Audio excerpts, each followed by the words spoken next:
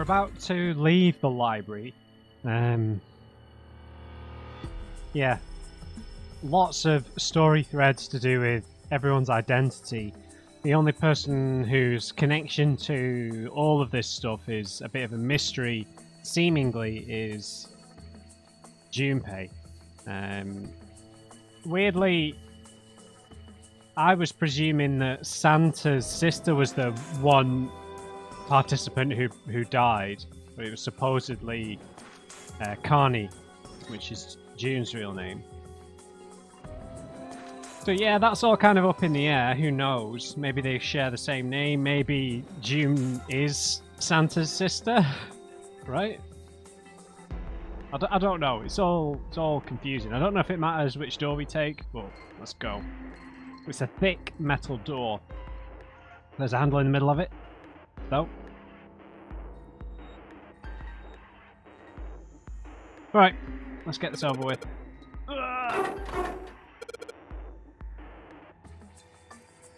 Damn it. I can't get it to open. This thing won't even budge. Where's Seven when you need him? What? Why not? We put in the password, what else do we have to do? And that means it's the other door. Sure. Right, let's try this one. Interesting. Wonder where the door on the left leads.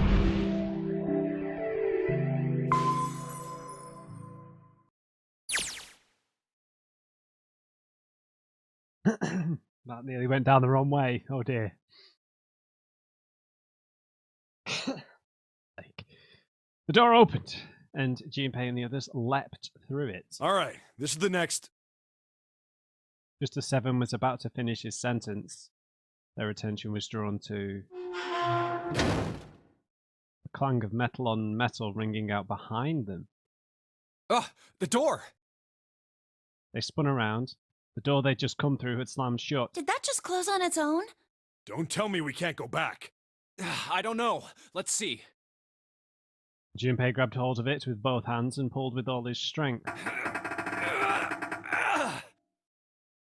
Damn it. No dice. It looks like it locks automatically. Is there any other way out? Well, there's another door over on the right. There's a card reader next to it. It's got a red light on it, though, so I'm pretty sure it's locked, too. But there is a card reader, right? Yeah. Then perhaps if we find a key card, we could open the door and leave? Well, yeah, that might work, but... Hey! Wait a minute! Are you saying we're gonna have to search through this room for one little card? Oh, man. They took a second look at the room they'd found themselves in. A mess! It was filled with piles upon piles of all manner of things. The only word that could describe it was chaotic. It was like a tornado had passed through, followed by a giant who'd picked up and shaken the entire room a few times. Looks that way. Junpei's heart fell. No way! For real? Clover and Seven looked as though they were about to cry. Well, we can sit down and wait to die, if that's what you prefer. I rather doubt that, however, so it would be wise to start looking. We haven't much time. Let's find that key card. Oh, and the Neptune key as well. We won't be able to get through the hallway without it. All right then, let's begin.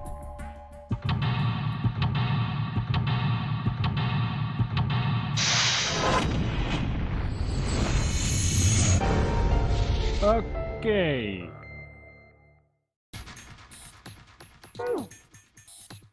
So this looks like the map from door 1, right? Yeah, Junpei, isn't this a nautical table? Yeah, I feel like I've seen it before.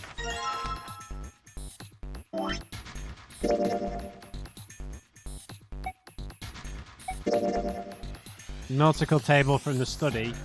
It was found on the drafting table. The faded line on the right edge must be connected to the line on the left edge. So we can write down the directions for this at least. So if it's starting in London or... No, it's starting in Ireland, right? So anyway, that doesn't matter. So it's south, west, southeast, northeast, east, north, east, right?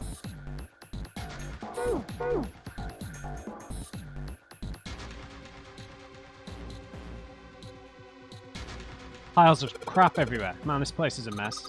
So messy, I don't know where to start. Some of this crap looks familiar. I think a lot of these are parts of the puzzles we've solved in the other rooms. If that's true, then this room could be Zero's laboratory.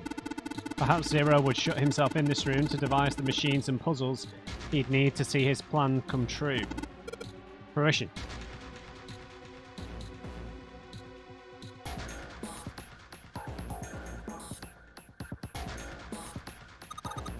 Some more computer monitors.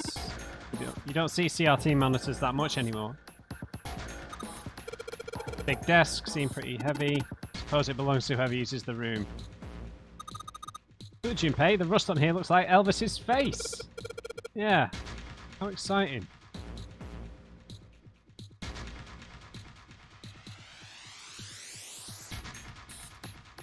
Screen's huge, I wonder why it's blue. Maybe if I touch it... All ice, really? There's something on the screen now. What's this? There are 15 cells here with numbers and letters in them. Let me see that. Ah, I see. So whenever you touch a cell, the one next to it turns on or off. You just got to use that to make all cells on the bottom green. Hey, Junpei, I found this piece of paper under that thing. You want to take a look? Do you think it might have something to do with the puzzle? It's a piece of paper Clover gave me. A bunch of numbers and letters connected by equal signs on it. Just like she said, this is probably related to the puzzle on the screen somehow. Thanks, Clover. This really helps. Right, let's go back and try again. Anyway, it looks like I just need to make all of the cells all green. Hold on, man. A lot harder than I expected. Just need to plug in a number for each letter. I wanted to look at the paper she gave me.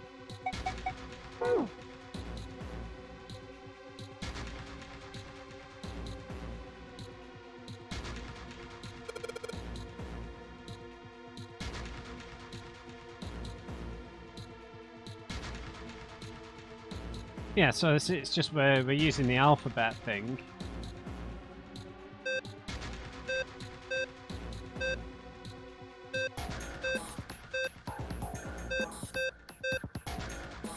Okay, fair enough.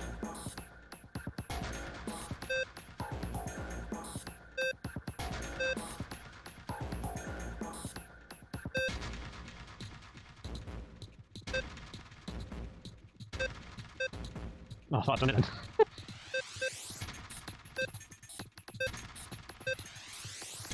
Right, hold on. Let's think this through. Let's do that.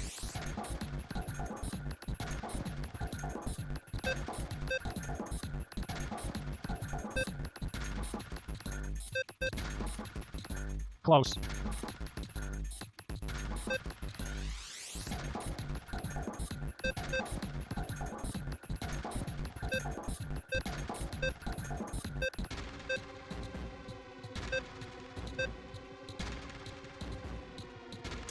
I don't know how this hint helps me. Is this just a 15 puzzle again? Or is this the order I need to press them in? 1. Let me just write down the grid myself. 9, B, F, 6, 4, D, 1, 5, and C. So what that really is... So D is 13.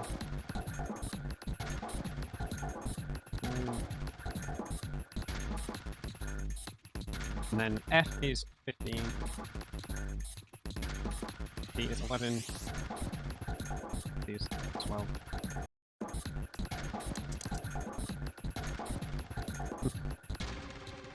I mean, I understand it means that you add these together and it makes up the same one as the L, I believe. So 1, 15, 20. Oh, 20, no, 20 is K. That's strange.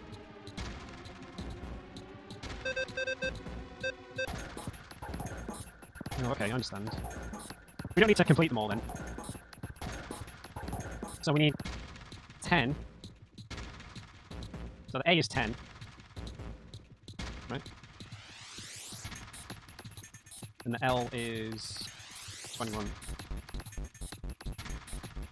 Is that right?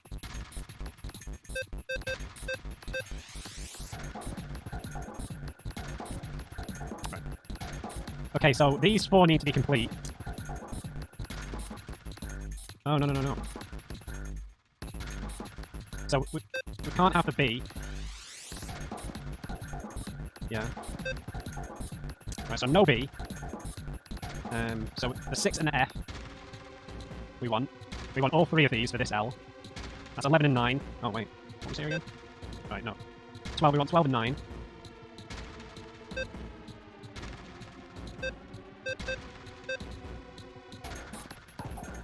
And then for the A, we can't have the D. Okay. So we need to get rid of the D and the B.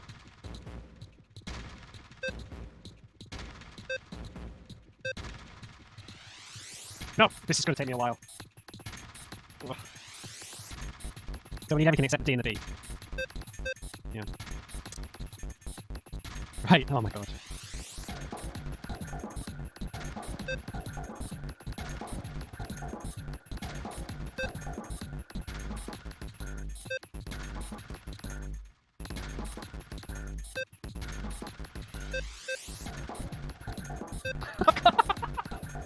I've got no idea what order to do it in. We've got to think several moves ahead, Matt. I used to be in chess club, come on.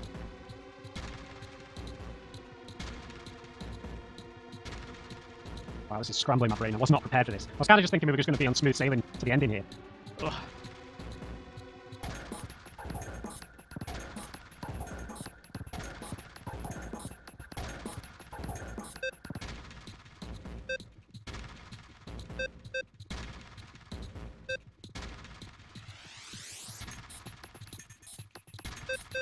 Oh!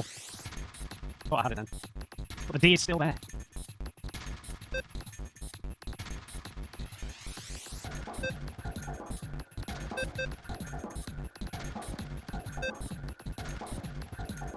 Very close.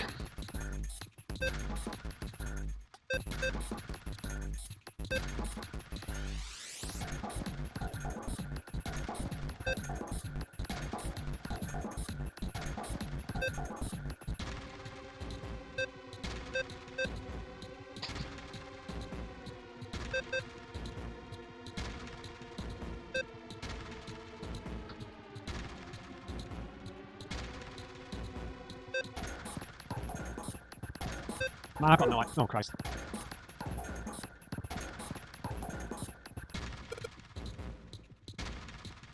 Am I, like, misinterpreting how to bloody do this?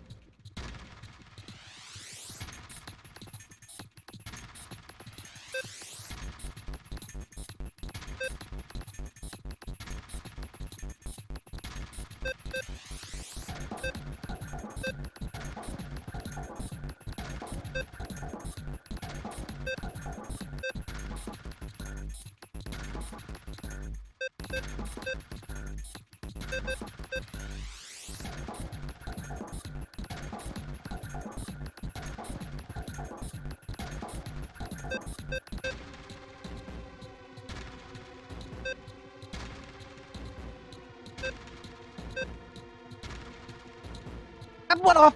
Come on!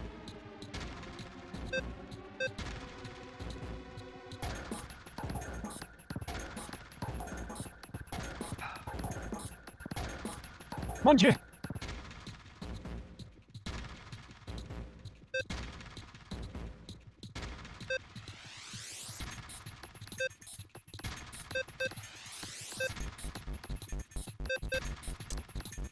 Christ.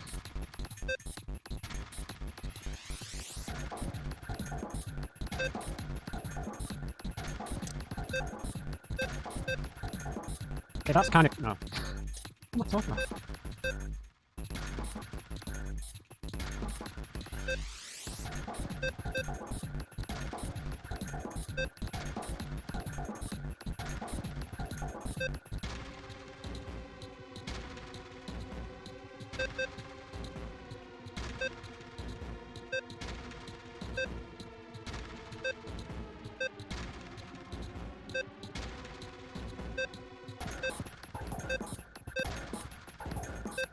It's never gonna work, Matt. Give up.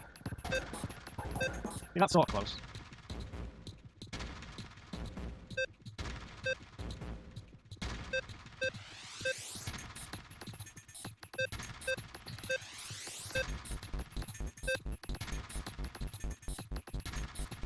Oh, God.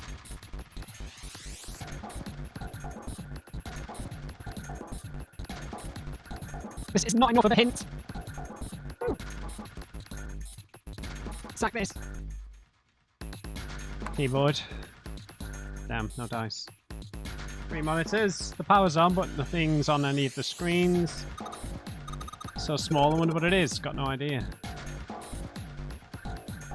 4 indentations on the desk. Wonder if I'm supposed to put something in them. Right, let's just do something else for a bit, because monitor is part of the machine. It's really dim though. It's got a map of the world, but I can barely see it. Panel on the side that looks like it's covering something. Junpei, there's a compass. Now I get it. What do you mean? I guess you weren't there, Clover, but I solved a puzzle like this in the wheelhouse. I think I just need to do the same thing here. The same thing? Important thing is the nautical table we just found. I have to match up the directions on the compass with these lines on the nautical table. I used the steering wheel in the wheelhouse, but this time I think I'm going to use the wheel attached to the side here. Okay then, show me now. Of course. Maybe I ought to run through the instructions. This looks like it probably works the same way as the steering wheel. If I touch the direction I want to turn, the compass will turn that direction. Just got to press stop. Yep. Alright, let's do it. Alright, what were the directions? South.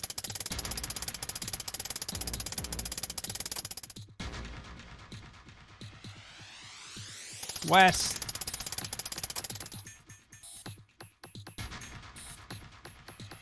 Southeast. Oh. It's not my day, is it? Southeast. Northeast. East. North. East. No, it still worked, thankfully. Yes, I did do it. Good boy. Who's a good boy? I'm not a dog. Alright, knock it off. Hey, we don't have time for screwing around. Check out the right side of the monitor. It just kind of slid open and something came out. Oh yeah, I heard a noise too. Big box in the hall by the exit. Think it made a noise, like something unlocking, you know? A noise, huh? Helm emblem. Metal plate shaped like a shield. There's a symbol that looks like a steering wheel engraved on it.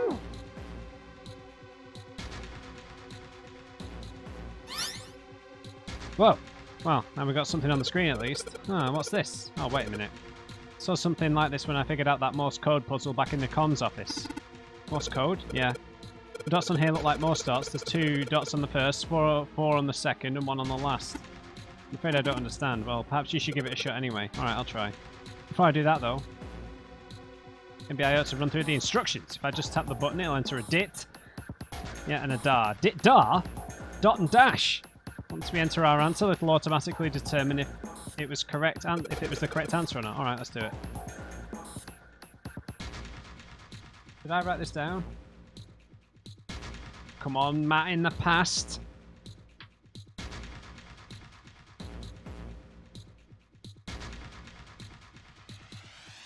Matt in the past has failed me.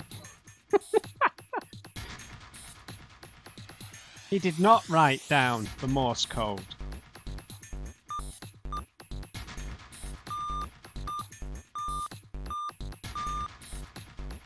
What the hell?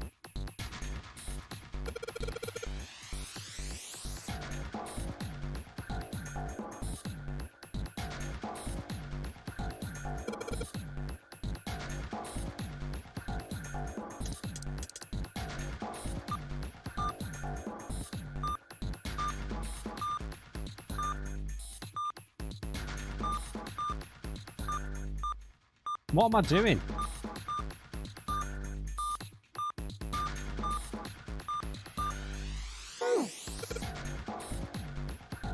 What the?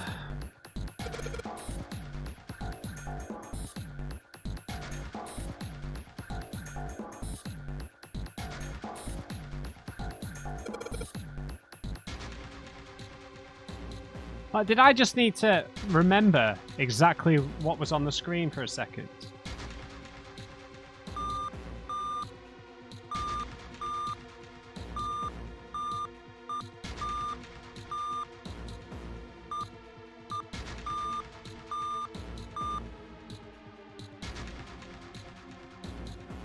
What?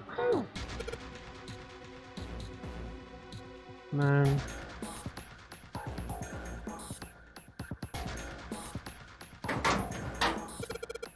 Something written on this paper. Looks like we've got 3 sheets of this stuff.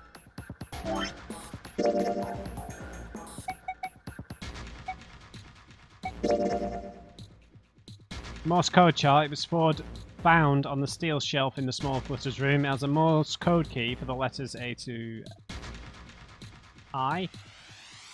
The short mark is called a dit and made by tapping the button. The long mark is called dar, made by holding the button down.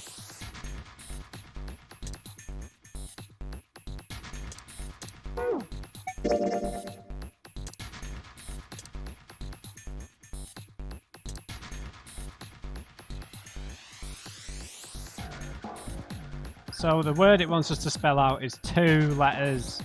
Is 2, 4, and 1.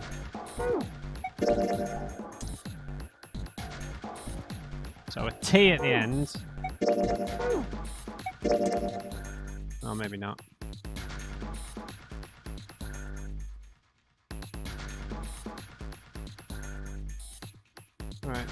Alright. So the first word, the first letter, sorry, is either an A, an I. Stop automatically giving me the hint. An N. An M.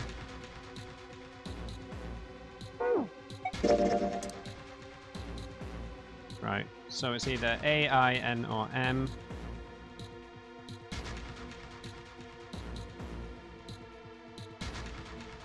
A, I,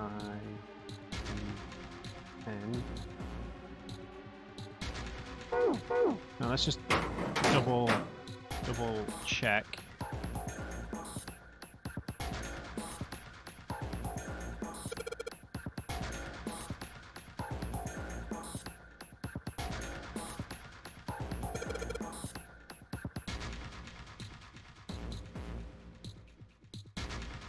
Okay, this is actually much more helpful. Yeah, 2 on there, 4 there, and just a single one there.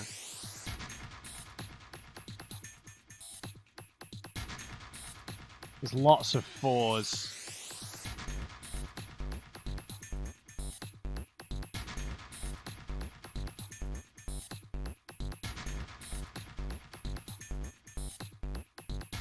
And the singles is just a T or an E.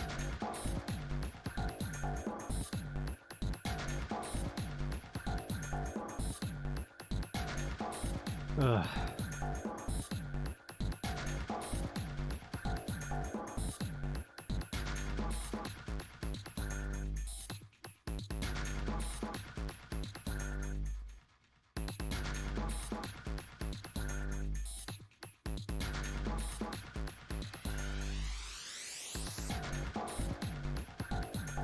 Great.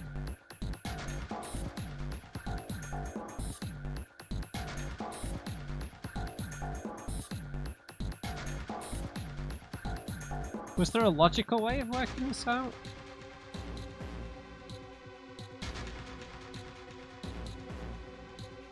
So I guess I can just kind of rule certain words out, I suppose. So B, C, F, H. How the hell did this puzzle go in the Japanese version? J, L, P, Q, V, X, Y, Z. So, possible words. Abe. Ice. It's probably ice, isn't it?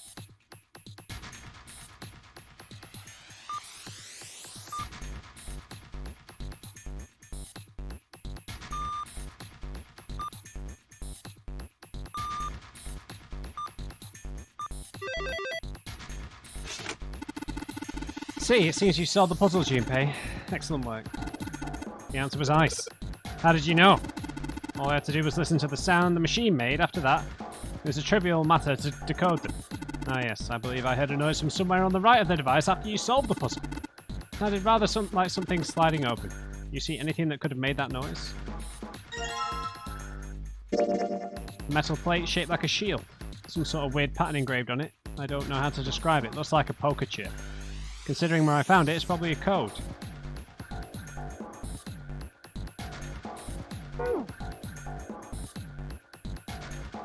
Right. Piles of crap everywhere. It's a pretty impressive mess. If we try and search every one of these, we're going to be at it till the cows come home. Well, it doesn't seem too bad. We won't have to go bring them in ourselves then. Don't you get smart with me, kid? How about we deal with this area later, you guys? Maybe we should try something more promising? Yeah. These monsters hang down from the ceiling. Each screen shows a room on the ship.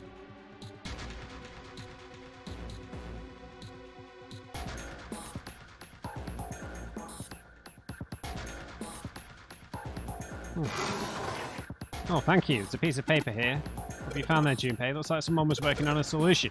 It's got some handwriting on it too. Okay, should have looked for this first. This document says 9-panel cross puzzle, first draft. On it, it was found in the filing cabinet in the small quarters room. Since this says first draft, then presumably it was improved upon in a second draft, and then a third, and so on. Yeah, I understand what I'm supposed to do. Base 10, yeah. Do not calculate the areas that are coloured in.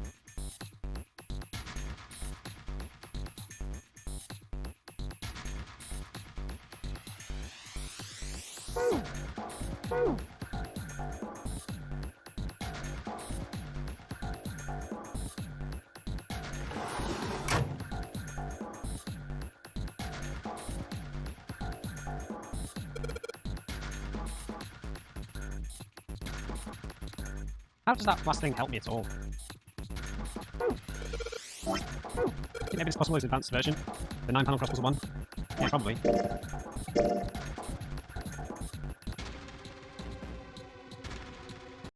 Do not calculate the areas that are coloured in. What? I understand that. That's just I don't see how this helps me at all.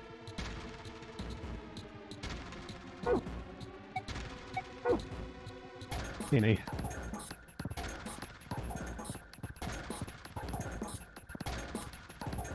Well, shouldn't there be a fourth puzzle? Wow, this is slow progress. Ventilation fans. Heights.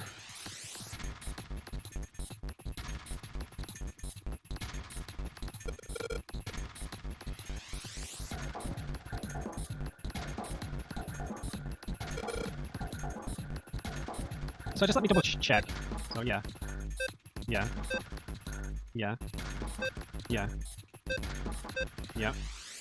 Yeah. Yeah. So I know what I need to do. I know what needs to be where. I just can't figure out how to do it.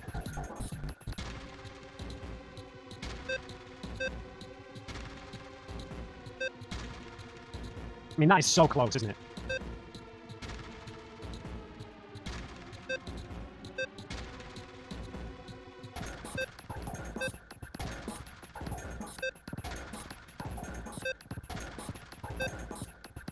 Thought I'd done it then.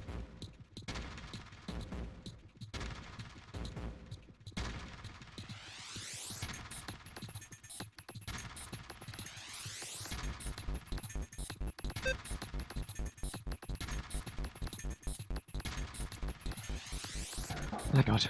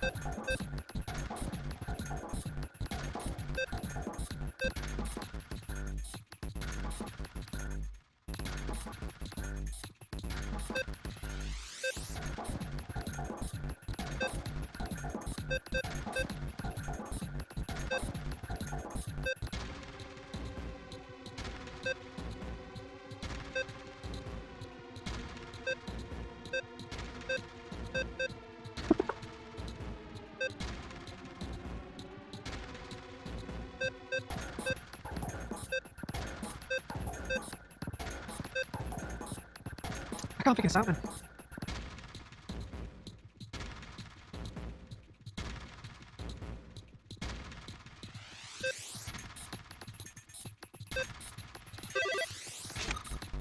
I don't even know how I did that. That was random.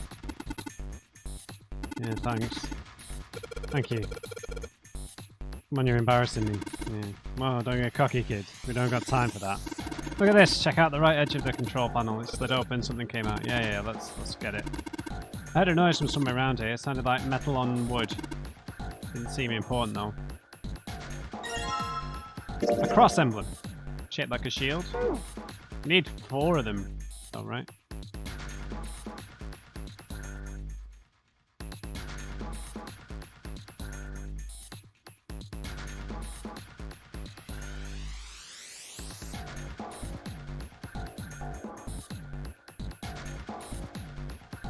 Metal shutter. Oh.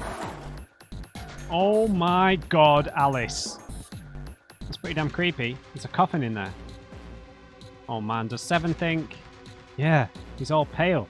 He's thinking the same thing I am. No way, could this be? I'm sorry, but what's going on? It's a coffin. I wonder if there's a vampire in it. Well, it's probably worse. Right, I guess Clover and Snake don't know the story. Man, I can't bring myself to tell him. Well, at any rate, let's have a look around. Alright, fine. I'll open it. Okay, Junpei, you can do this. It's just a box. It's just a box. Holy shit, this is a coffin. There's going to be something horrible in there. I just know it. Okay. Deep breaths. Here we go. Oh. Oh, man. There's somebody in there. Shit. Can't believe I was scared of something like that. What do you mean, nobody? Are you expecting someone to be in there? It's a long story. Ask Junpei about it sometime. Well, just like Seven said, there's nobody in there. There is something in there, though. Well, 2 somethings, actually. What's that? Nice, 2 things on the bottom of the coffin. Looks like we've got a plate with an emblem on it and the Neptune key. Yes, we finally found it. Now we can get through the hallway. That's correct, Clover, but we need to get out of this room first, you know. Yeah, I know. Okay, let's get the hell out of here as quickly as possible. Don't have any objections to that. I don't think we'll use the Neptune key in this room. It's really important, though, so I'll keep it in my pocket for now. As far as this other thing goes... A coffin emblem. Metal plate shaped like a shield. Sort of a cross-hatch pattern on it, like a waffle. Oh, the waffle pattern looks like just like the lid of the coffin. Bloody waffles.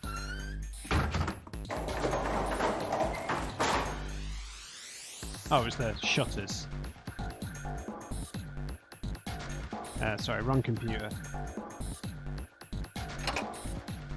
Alright, put the emblems in the 4 indentations on the desk, but... nothing's happening. Wait, what's Snake doing? Here the symbols engraved just above each indentation. On the upper left is a steering wheel symbol. On the upper right, the cross symbol. The bottom left, the mysterious circle symbol. And lastly, the waffle patterns engraved near the bottom right.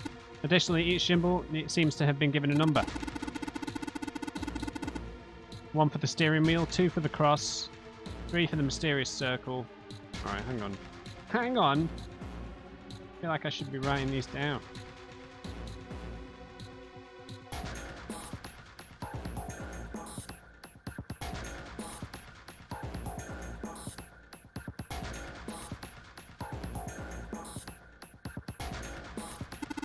Perhaps we need to insert the emblems in this order. That order, huh? Oh, sorry. Sorry. Sorry. Sorry.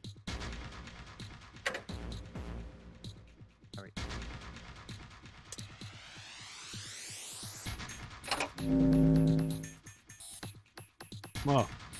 Well, now we've got something on the monitors at least. What's that? Looks like some kind of puzzle. Wonder if these are the rules. Here, I'll read them to you.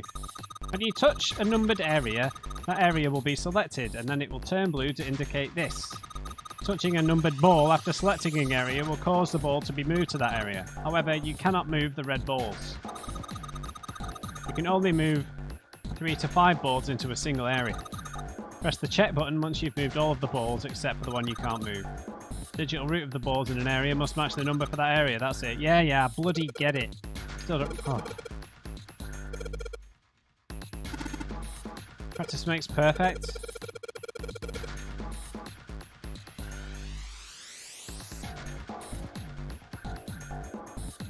Alright.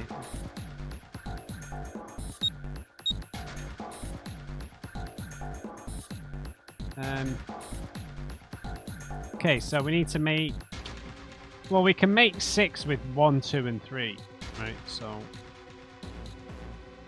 And 3 we need to make 12. Or 21. 8. 15. 21.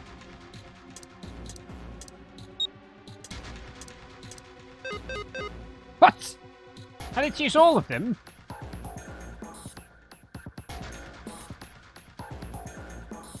It said I couldn't use the 9s, right? Yeah. So this is basically how he set up the game because he wanted the number 9 person to die, perhaps? I don't know. Alright, I need to use all of them. I wasn't listening, evidently. Alright, so 15 would be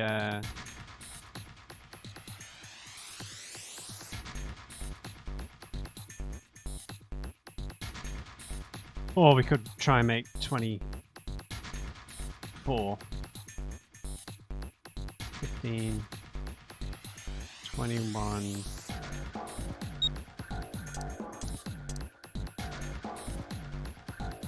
24.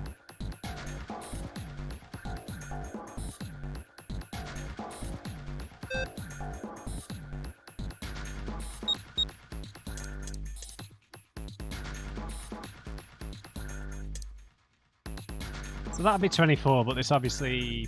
I don't think this will work for this. Or maybe it will. 9, 11, 12. Perfect. Okay, this is it, right? But nothing's happening. There's still 3 more indentations left empty. I imagine something will happen when they're all filled. Doesn't that seem likely? Right, let's not pick the wrong one.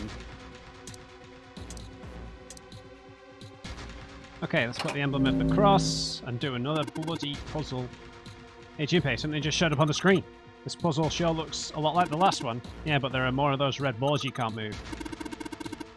Same rules as the last one. No, I'll be fine. Let's go, let's go. Come on! Picture's worth 1,000 words. Hey, shut it. At least I'm trying, alright? Right, can't use 1, can't use 9.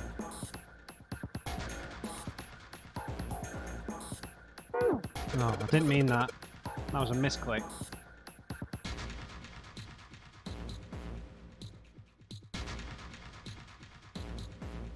Christ, let me play again!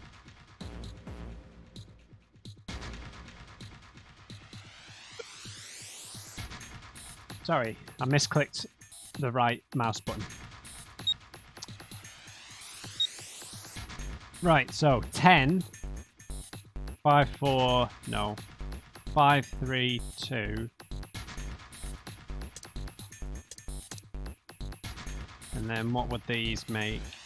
8, 15, 21. Yeah, perfect.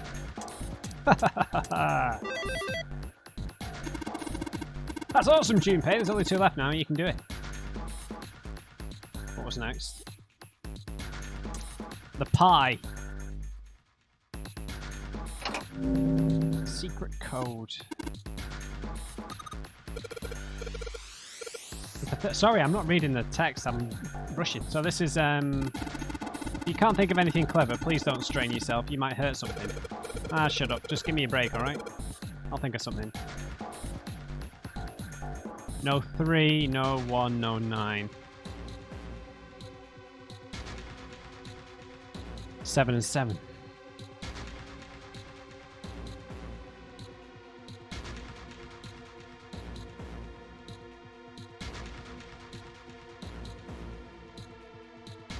So 2 16s.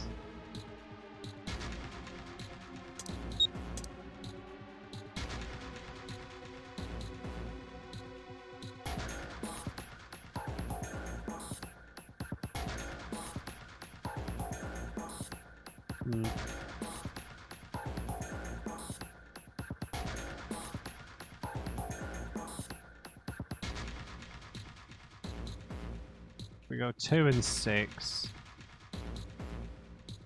Yep.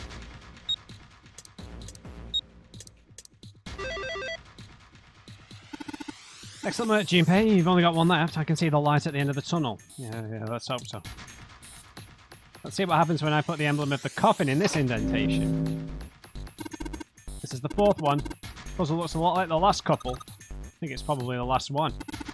Once we solve this puzzle, I'm sure something will happen. Alright, I'll solve it in no time. No 1, no 3, no 6, no 9. So we're going to need a 9 and an 18. No, we're going to need two 18s? Is that possible?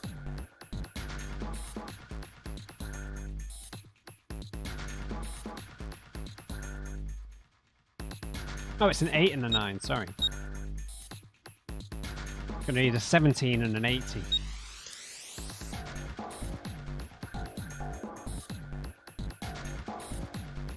So 8, 15.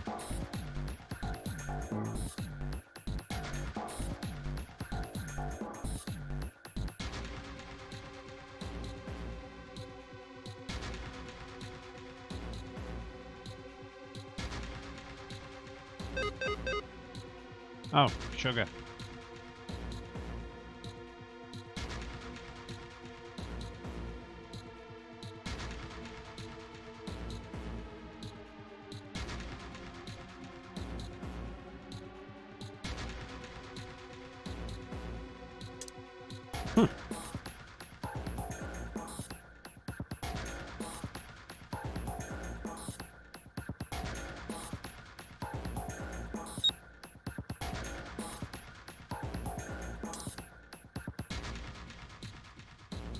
Yeah, it's not possible, is it?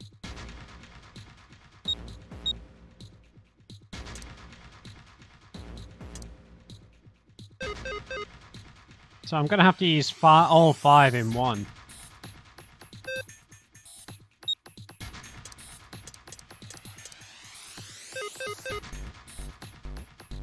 I didn't check, I'm just guessing that.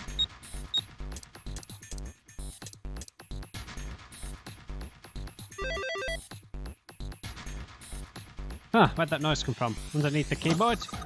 Way to go, Junpei. You answered all the questions. Damn, Junpei, good job. Hey, did you hear something just now? Yeah, I heard that as well. From the bottom left corner of the desk, I believe. There they are, the 4 of them. In the drawer was a single picture, so this is the 4 executives that we've seen and heard the names of previously. Gentoro, Nagisa, Tsuruaki, and Higachika.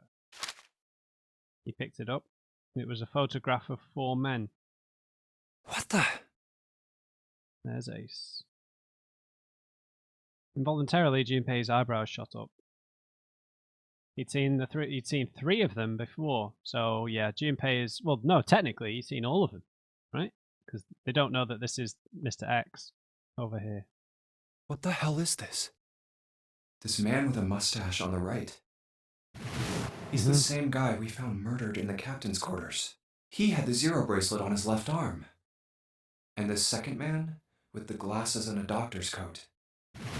He's the ninth man, the one with bracelet number 9. He died after he went into door 5.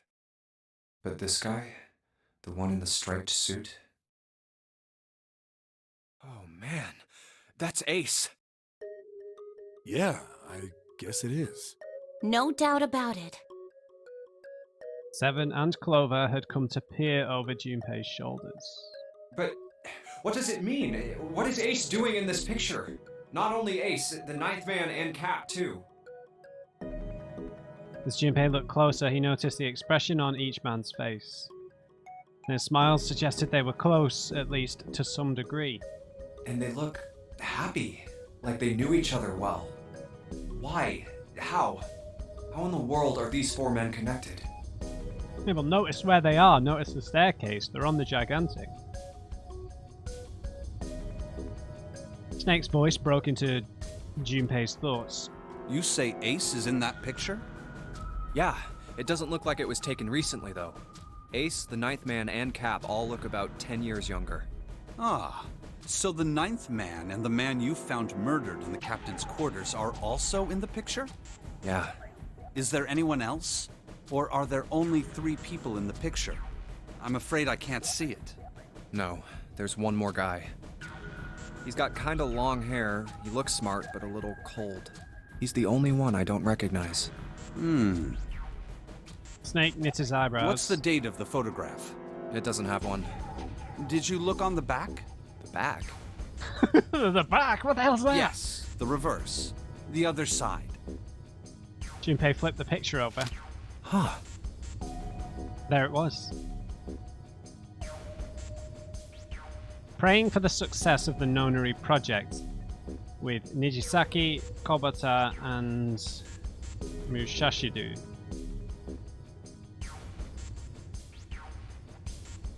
Were those their surnames? So this is Ace's picture. Yeah, those are their last names. To be precise, it wasn't a date, but it was certainly significant. He read it out loud so that Snake wouldn't be left in the dark. Praying for the success of the Nonary project with Nijisaki, Kubota, and Musashido. Nonary project. Nijisaki, Kubota, Mushashido. Junpei immediately flipped the picture back over. Then the 4 men in this picture were the organizers of the Nonary Game 9 years ago. Since Hongu wasn't mentioned, Junpei figured that could only mean he'd written the words on the back himself. That means Ace, the ninth man, and Cap were all responsible for making it happen. But I feel like I should be more shocked about this. It's almost as if that's just how things were always supposed to be. But their true identities didn't come as a surprise was what Junpei found most surprising, because we've already found it. Why? Why am I not surprised? Morphogenetic fields! Ace was the one in charge of the Nonary project. But then why? Why am I so... It's like I already knew. Sorry for skipping that bit. Ah, of course. I understand now. Junpei looked over at Snake. In his own confusion, he'd missed the dark look on the other man's face. Ace was the CEO of Cradle Pharmaceuticals. He was the one who invented the game 9 years ago. He was Gentaro Hongo. Ace is... Hongo? Even as he asked, Junpei felt as though he'd already known. Almost as if someone had whispered that in his head. Yes, of course, Ace was Hongo. I had my suspicions from the beginning. Their voices were similar. Too similar to be a coincidence. I could never forget his voice. It was the voice of the devil. I couldn't be sure, though. After all, I had no way to check. I certainly couldn't ask him. Even if I had known, however, I would never have told you. Zero made it quite clear what would have happened if I did. Oh my gosh, I had no idea. Huh? I didn't know that Ace was Hongo. Oh, yes. I suppose you wouldn't have. 9 years ago, you were in Building Q in Nevada. Right. But Hongo was in the gigantic with us. I know. That's why I didn't know what Hongo looked like. But why? Why didn't you tell me? I mean, I'm your sister, right? You could have told me. It was in the note. I'm sorry. I apologize for keeping this from you. But if I'd told you, Clover, you would have told everyone else. And if you did, then I would have been forced to tell them about what happened 9 years ago. I had to prevent that. Clover and Snake's conversation wasn't of particular interest to Junpei. He still couldn't make sense out of his strange feelings of knowledge. He was trying to organize his thoughts when he heard Seven's voice. Hey, Junpei. You think I could borrow that picture for a sec? Sure. He had no reason to say no, so Junpei handed the picture over. Seven stared at the picture and began to mutter the 4 names of the project's leaders over and over to himself. Hongo, Kubota, Nijisaki, Musashiro. His brow was furrowed and his face was flushed. Hongo, Kubota, Nijisaki, Musashiro. He chanted their names to himself, pacing back and forth across the floor. Hongo, Kubota, Nijisaki, Musashiro. Seven shouldn't have known their names. After all, he hadn't been there when Junpei and Snake had spoken of them in the library. But as Junpei watched him pace, it was clear that he did know them. Hey, Seven, do you... Shut it! Just be quiet. His eyes were red and Junpei could see sweat beginning to bead on his forehead. I'm this close to remembering. This close. He was sweating heavily now, but his lips were dry. Hongo, Kubota, Nijisaki, Musashiro. Cradle Pharmaceuticals. Nonary Project. Then he stopped. Seven set down the picture and looked at the red light near his feet. His eyes narrowed. Then suddenly his eyes went wide and he shot up straight. Shit. What? What's wrong? Holy shit, this is nuts. What's nuts? I remember Remember what? everything. Everything? Yeah, I remember all of it. My memory's back. I remember what happened before I got snatched. Seven's voice was filled with excitement. What? Shock and excitement had frozen Junpei in place, along with Snake and Clover. Let me tell you what happened. Seven hastily drew a shaking hand across his mouth and began to speak. Like Snake said, Ace is Hongo from the right. The other 3 are Musashiro, Nijisaki, and Kubota. Musashiro was the man with the cash. Nijisaki was Hongo's right-hand man, and Kubota developed the actual technical details of the experiments. Realization began to dawn on Junpei along with a pressing question. How do you know all this? Come on, man, I told you, I finally got my memory back.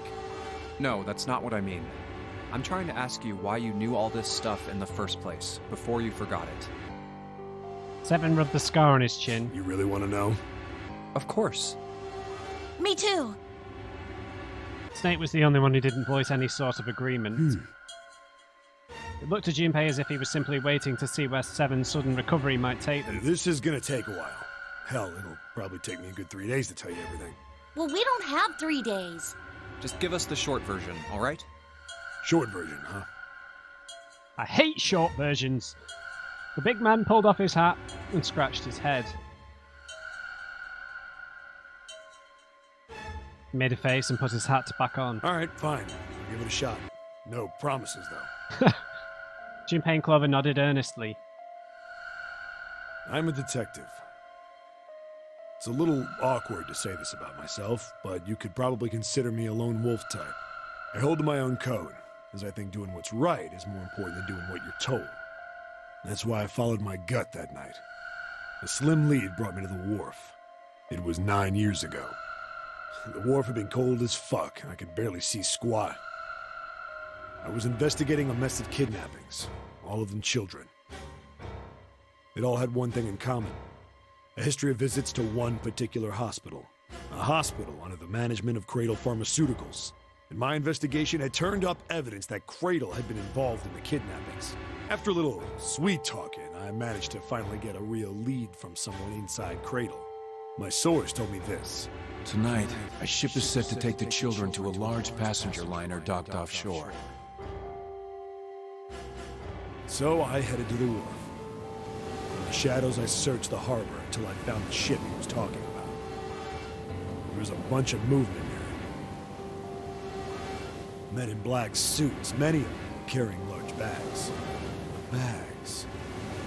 There was something about the way they moved as they were carried. No doubt about it. There were human beings in those bags. So I'll be interested to see if this is different from the original story he told us in Room 2. I moved before I realized it. I came out of hiding with my gun already in my hand. Don't move. I felt metal touch the back of my head. Drop the gun. I could kill you right now. It'd be easy to get away with it, too. Just tie an anchor to your feet. No one would find you for a week. That what you want? The fish here would love a meal. He kept digging the cold metal thing into my skull. There was nothing I could do. I did what he said and laid my gun on the ground. Then suddenly, there was a sharp pain in my neck. A needle. A drug? That was my last thought. My face hit cold concrete. I was out like a light after that.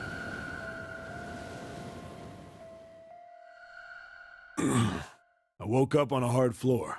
Damn it! Shit, my head hurts. I did a quick once-over of the room. Where am I? A small, shabby bed, a dirty sink, a toilet with no privacy. I'd seen it countless times as a cop. I'm in a cell, huh? Facing the toilet was a door set into the wall. I was still pretty woozy, but I made my way over to it.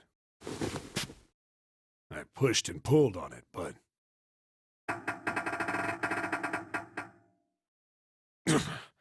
it won't open.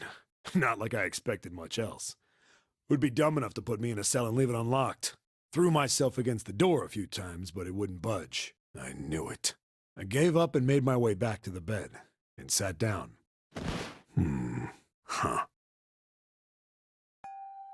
I sat there for a very, very long time. Who knows how long. Then, I heard a faint voice.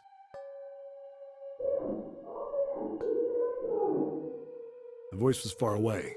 I couldn't understand what it was saying, but I could hear one. It was pretty high, probably a little kid. Huh? No, it was several. I hear 5, or 6, maybe more. Where? Where are they coming from? I pressed my ear to the wall and tried to listen through it. No, that's not it. Left. It's coming from under the bed? I hauled on the metal frame and flipped the thing over. And there it was. The bed had hidden an air vent under it. The hole in the wall was covered by a metal grate. I dropped flat on the floor and peered through the grate. I couldn't see shit, but I knew it in my gut. This was where those voices were coming from. Hold on. Why are there kids here? But then what my inside man told me popped into my head. Tonight, a ship is set to take the children to a large passenger liner docked offshore. Whoa, whoa, whoa. Am I on that ship? It didn't matter. All I knew was I had to get to those kids. I checked out the metal grate. Could I fit? I stuck my fingers in and grabbed it. And then...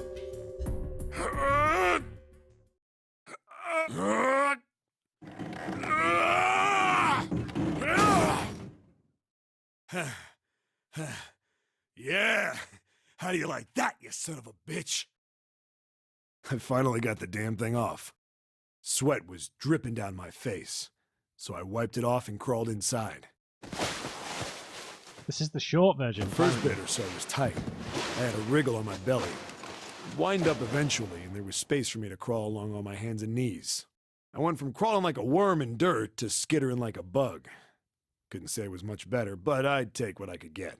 And when I'd been in the thing long enough to start wondering where it'd take me, a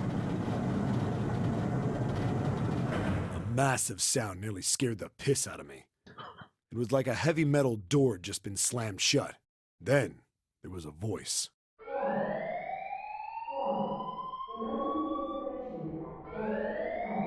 Oh, God. That's after someone's gone through number 9 door, right?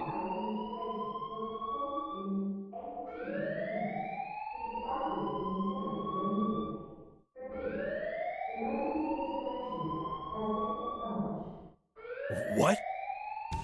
I wasn't sure what it meant, but anything with incinerator is bad news. Then, almost as if that was a cue, I heard a mess of young-sounding voices. A bunch of them were straight up screaming in terror, and all the sounds together made a howl that made the hair on my neck stand straight up. Damn it! What the hell is going on here? I scrambled through the duct as fast as I could. I made a giant racket, but I didn't care at that point. I soon found a metal door on the left side of the duct. The kids were screaming on the other side. I found it. I yanked the handle and threw the door open. I almost ripped the metal off its hinges. What the hell is this place? I couldn't believe what I saw. And it's the incinerator room. The room had a dome up top. There had to be about 9 walls, all the same size. So maybe them thinking Carney died is wrong. Maybe 7 saved her. Up in the ceiling was an upside-down funnel, almost like a chimney. I looked down.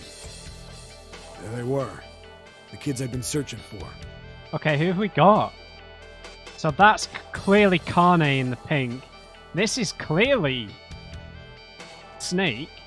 This looks like it would be one of Lotus's daughters, and this looks like Santa. They all gawked up at me, suddenly silent. For the moment, from surprise and fear. Scared of the room or me, I couldn't tell. Probably both, actually. Not like I can blame them running into a mug like this when they're already scared shitless. I snorted at my own dig at myself and turned to the kids. Don't worry, kids, I'm not your enemy. I'm one of the good guys. All of them stood there, frozen. Well, except one.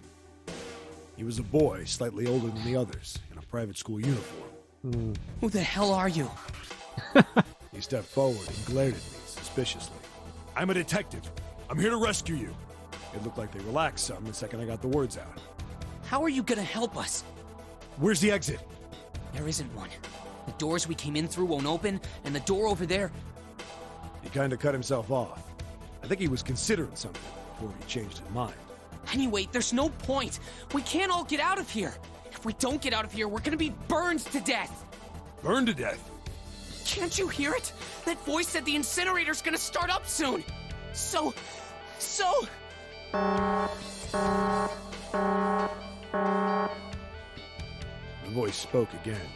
Incineration will begin in 15 minutes. They only had 15 minutes. I looked back down at the kids. Looks like a good 20 or 30 feet to the floor. No way I could pull them up. Too big of a distance for any of us to reach. What the hell was I gonna do? But then I got an idea. Wait right there. I'm gonna be right back. What? Where is he going? Are you just gonna leave us here? They just got frightened again. I'm not the best at that kind of thing, but I tried to reassure them with a smile. Don't worry, all right? I'll be back, I promise. So just stay calm and wait right there. Got it? I didn't wait to hear them respond. There wasn't time. I had to hurry. Maybe he could use the linen on the bed to make a rope of some sort. Well, as fast as a guy could on his hands and knees. Didn't take me long to get back to my cell. Still no way out of there, but I had a plan. I needed something from the room. When I got it, I dove back into the hole and took off towards the incinerator. Then... Sorry to keep you waiting, guys. I tipped out the doorway and dropped down the rope I brought with me. Back in the cell, I'd torn the bed sheets into strips and tied them together to make a rope. It was sloppy, but it got the job done. All right, just tie that around yourself, okay? I'll pull you up one at a time. Right. Huh. Wait a sec. Something was off. There were more of you before. Where'd the rest of you go? The boy in the uniform answered. I let them go on ahead. We opened the number 9 door and they left. What? You're telling me you opened that door? That's what I said. Then what the hell are you doing here? We couldn't go with them. Why not? Look, the only people who can go through the numbered door. He was in the middle of explaining when...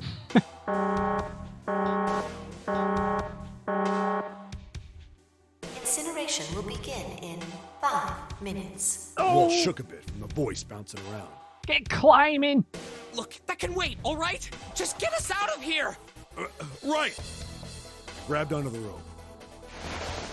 First one I pulled up was a girl with a ponytail. Next was a girl with a red necktie. A boy in a jacket came after. He said he'd climb up on his own. Wearing the uniform with the last up.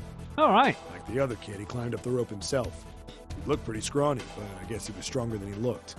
He moved fast, but when he was almost to me, we heard some knocking.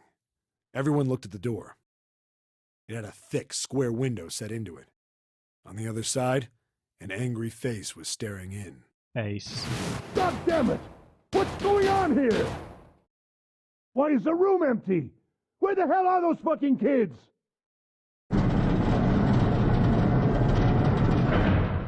Get out of there. The door opened, and a man stepped in looking half mad with fury. I recognized his face. I saw him many times in photos during my investigation. The man's name was Gintaro Hongo, the CEO of Cradle Pharmaceuticals. Straight out of a 1920s speakeasy in Chicago. Look at him. Pinstripe suit. Overcoat. Hongo saw the boy hanging from the rope. Yeah, so he recognized Santa. Maybe he did something to his sister. It was like he was an animal. He lunged for the rope. Hurry! I know! The boy in the uniform booked it up the rope. You son of a bitch! Get back here, you little shit! 15 feet. 10. The second I could reach the kid, I grabbed him. I hauled him up and tossed him into the duct behind me. No! Hongo had lost it. His face didn't even look human. It was like the bastard pulled off his fake face. He was really a terrifying devil or some kind of damn monster. I quickly reeled in the rope, leaving a furious Hongo yelling at me from the floor. You fucking bastard! You won't get away with this! How dare you compromise this experiment! Experiment? What experiment?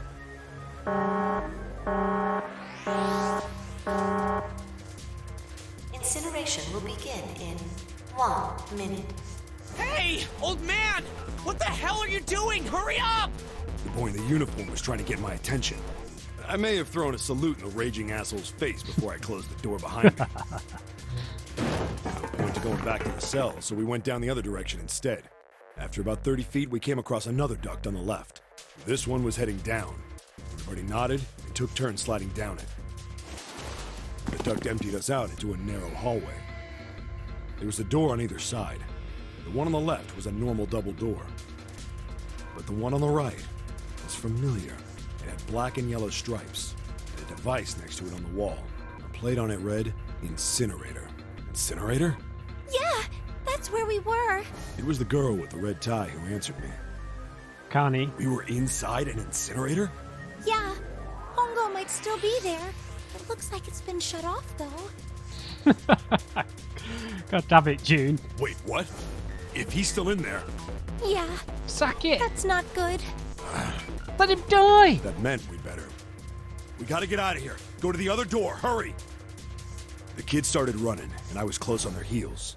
On the other side of the door was a large spiral staircase. Run! Didn't need to tell them twice. Up, up, and up. Feet pounded the steps. Our arms pumping fast. We went round, round, round. The devil was on our tail. The stairway kept going. We passed a couple of landings when the boy in the uniform suddenly spoke. Something's up. Akane's not catching up to us. Akane? My kid sister. The girl with the red necktie. Akane. That's strange. I didn't remember seeing that name on the list of missing kids. Hey! Akane! He kept his hands around his mouth and yelled. Maybe we outran her. Wearing the uniform skidded to a stop. I stopped too. So did the other two kids. When did we do that? Oh, damn it. Well, we passed a couple big rooms on the way here. Maybe she took a rest in one of them? No, that's impossible. Sorry, Grandpa. You keep going. I gotta go look for her downstairs. He turned to go. Hey, kid, wait! God damn it, I said wait! I don't think the kid even heard me. Fuck! I spun around to the boy in the jacket and the girl with the ponytail. I'm going after him. You two keep going, all right? You got it? The girl nodded and ran up the stairs. But the boy... I'm going with you. I didn't have time to argue. I just nodded and took off down the stairs. I could hear him following me. He ran all the way to the bottom floor, calling for her. Akane was nowhere to be found. God damn it, where the hell did she go? I could tell the kid was frustrated. And then suddenly... Help me! Somebody help me! We heard a girl's voice. Akane! The boy in the uniform threw open the door and leapt into the hallway by the incinerator. We rushed in after him. I couldn't for the life of me believe what we were seeing. That bastard Hongo had Akane by the arm and was forcing her into the incinerator. Come on, goddammit, move! No, I don't want to! Let me go, please! Let go of me! She planted her feet squarely on the floor and was struggling to get away. But Hongo was bigger and stronger. She wasn't gonna win. Akane! My brother roared with anger and charged toward Hongo. Help me! Ah! You're too late, idiot! The confusing thing here is I thought that the brother and sister pairs were separated. Or the sibling pairs. Or the people with a connection. Maybe she's not his real sister. I think it sounds like, because she's not on the list, I think she was one of the orphans. And he's wearing a private school uniform, so maybe they just became friends during the game and he kind of called her his sister to protect her or something. Hongo lifted Akane bodily into the air and threw her, still fighting him, into the incinerator. Ah! Before we could even blink, Hongo had leapt through the door after her. We saw him land inside.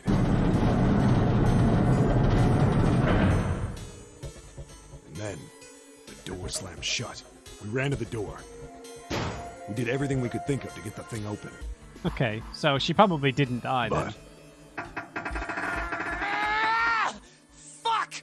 It's no use! The goddamn thing won't move an inch!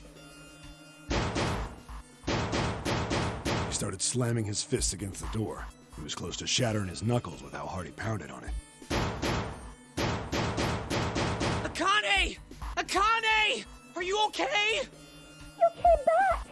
Her voice was muffled, but all of us could hear the sheer terror in it. What should I do? I think I'm trapped in here! Where's Hongo? He went out the other door! What? Warning. Warning. Emergency incineration command has been acknowledged. Automatic incineration will take place in 18 minutes. So could they go back in through the vent? Please evacuate the incinerator immediately. Repeat. Emergency incineration command has been acknowledged. Are you fucking kidding me? It's the same damn thing! Are you there? Yeah, we're here. Just hang on, alright? We're gonna figure out a way to save you. His words would have seemed like a sick joke to her if she'd been able to see how white and bloodless his face was right then.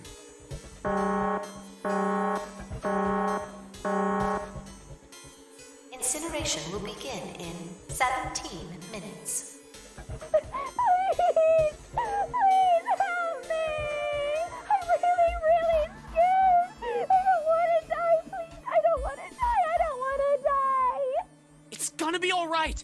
I'll figure something out. I promise. I promise, okay? You hear me? I promise! It was torture listening to her sobbing on the other side of the door. Her brother was nearly crying himself. He could only stand there, fists clenched so tight his knuckles were white.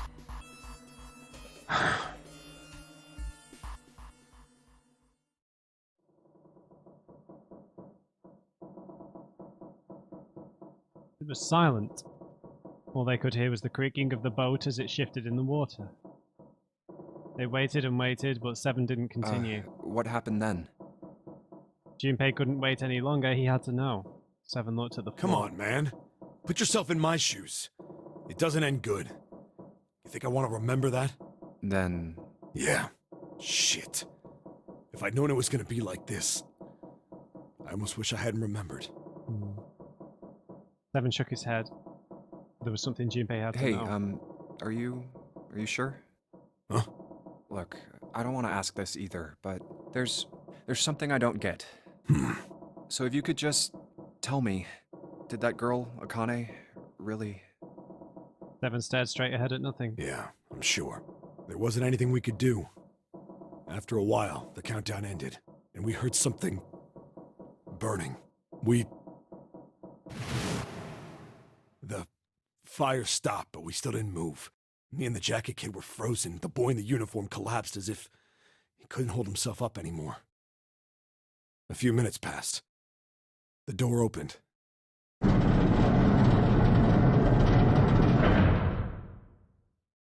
The boy in the uniform tripped over his own feet running in.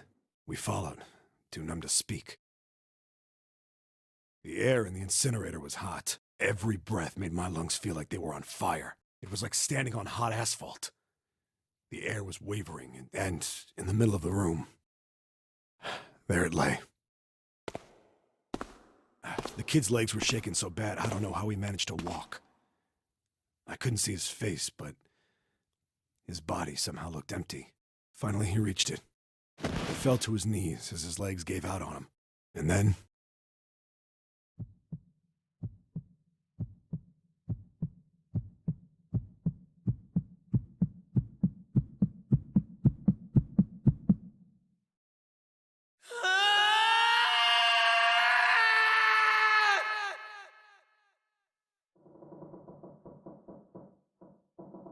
Junpei felt a cold lump form in the pit of his stomach. A feeling of sickening anticipation washed over him. He could feel his body shivering. He desperately didn't want to know the answer. He feared he knew already, but he had to ask. He had to know for sure. Can I ask you one more thing? What's that? The girl, Akane. What was her last name? What does it matter to you? Just tell me, okay? Please? Seven looked at Junpei curiously and ran his tongue quickly over his dry lips. Kurashiki.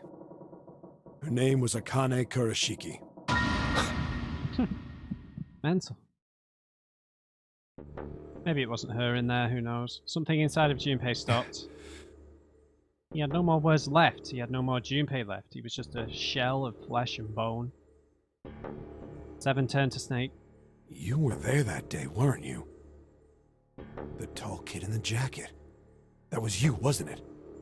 Yes, it was. You are correct, Detective. That sounded sarcastic. Junpei's mind was blank, withdrawn from the world. Somewhere far away, he could hear Seven and Snake talking. Don't misunderstand me. I told you before how Zero threatened me. There was nothing I could do. I couldn't say anything about what happened 9 years ago. So you're saying you're not working for Zero, right? Of course not. Clover, what about you? Hey, come on! You really think I'm working with Zero? I told you before, you idiot! I was in Nevada, in Building Q. I did hear that a detective rescued the kids on the boat, but I didn't know it was you. The surprise seemed to be genuine. Seven regarded Clover for a moment and rubbed his chin thoughtfully. Well, I guess I believe you. Clover nodded. All right, let me ask you another question. He stuck his hands into his pockets and took a few steps. Then he stopped and turned to face them again. Santa's real name is Aoi Kurashiki. He's Akane's brother. You know that? No, I didn't. Did you?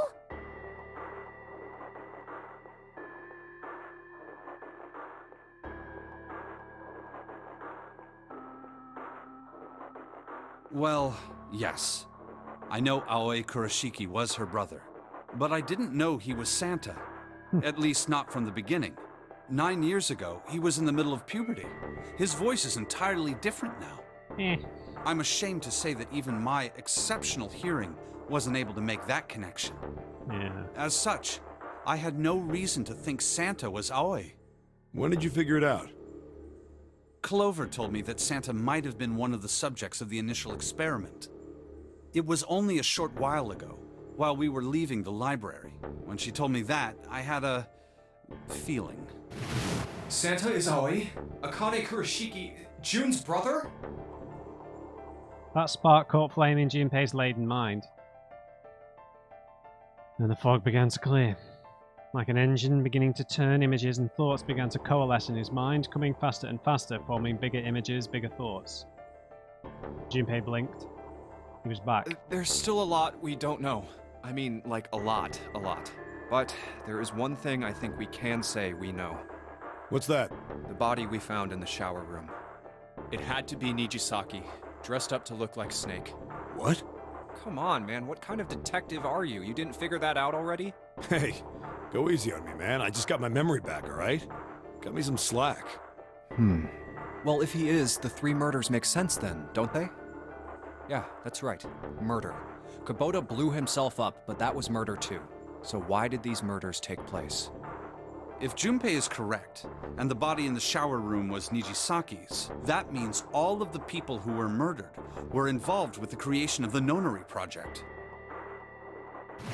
Kubota, the person who conducted the actual experiments. Nijisaki, Hongo's assistant. Musashido, the man who financed the project. You mean this was all just revenge? Santa is Zero. He's getting revenge for the death of his sister. That's why he killed them. No, I don't think Santa actually murdered anyone. In fact, Junpei didn't think he knew. He couldn't explain why or how, but he had no doubt that Santa had killed no one. Perhaps the madness of the last several hours was finally driving him insane, but Junpei had ceased to be surprised at his sudden knowledge and had even begun to accept it. If I'm right, then it's not hard to figure out who the next victim's gonna be, is it? Nope. I'm pretty sure I don't have to tell you. Yes. Yep. Right. Snake, Clover, and Seven all nodded. The next target will be Gentaro Hongo. The person who planned the Nonary project. Yeah, and he's gonna try and burn him to death in the incinerator. In other words, Ace. There was a moment of silence, What? and then the room shook. From far away, they heard a sudden rush of water. What the hell's going on here? It must be 6 a.m. Our time is up. Shit! Come on, we need to get out of here. How? In the drawer that had held the picture was a keycard. 0. Junpei grabbed it. I'm betting this sucker opens the exit. Whoa, look at all this. Madness! Right, I'm going to have to leave it there, guys, because this episode's gotten quite long. Awesome. Who June really is, whether it's just a name coincidence, or whether she didn't really die, or something. I mean, it was the same voice actress, right? So, I've no idea, I don't know. So, yeah, awesome. We'll pick it up from here. Hope you enjoyed it. Leave me a like if you did. Just remember, everyone, never trust the non-great. I'll see you next time.